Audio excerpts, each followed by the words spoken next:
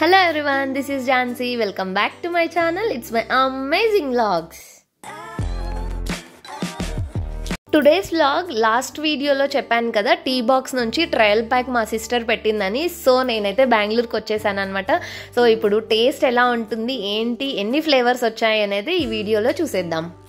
ఇప్పుడైతే మేము తీసుకుంటున్నాం అనమాట, ఏది తాగితే బాగుంటుంది అని చెప్పేసి సెలెక్ట్ చేసుకుంటున్నాము. ఇది డైరెక్ట్గా ఫామ్ నుంచి తయారు చేసి మనకి ఇంటికి పంపించేస్తారనమాట. ఎక్కడ బ్యాక్ స్టోరేజ్ అనేది ఏమీ లేకోకుండా డైరెక్ట్ ఫామ్ టు హౌస్ లాగా అనమాట. అందుకే ఇది చాలా కాస్ట్లీ పడుతుంది. ట్రయల్ ప్యాకే ఆల్మోస్ట్ 2000 దాకా ఉందన్నమాట.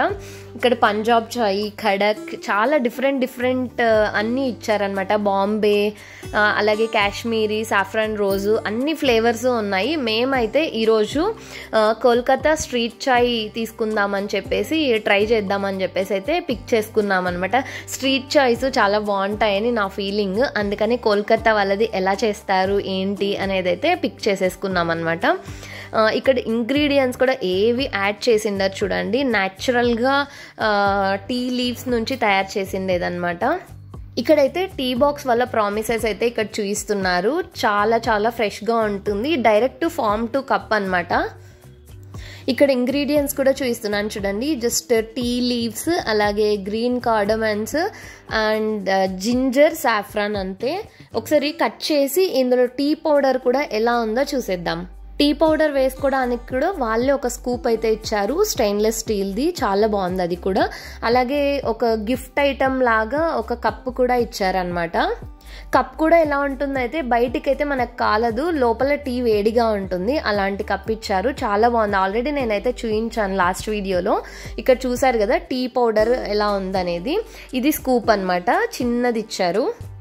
మేము ఇక్కడైతే ఆవు పాలతోనే ప్రిపేర్ చేస్తున్నాము. కొంచెం నీళ్ళగానే ఉంటాయి కదా పాలు, కొంచెం వాటర్ యాడ్ చేసేసి ఒక 2.5 స్పూన్ దాకా టీ పౌడర్ వేసేసి ప్రిపేర్ అయితే చేసేస్తున్నాము.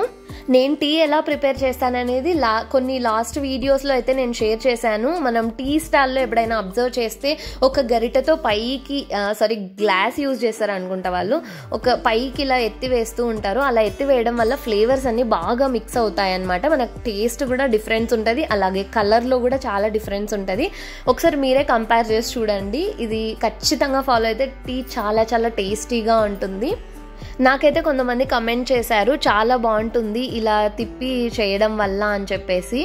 ఇంకా కొంచెం షుగర్ టేస్ట్కి సరిపడా యాడ్ చేసేసుకొని ఇంకొకసారి ఫుల్ ఫ్లేమ్ పెట్టేసి మరిగించుకున్న తర్వాత ఇంకా సర్వ్ చేసేసుకోవడమే.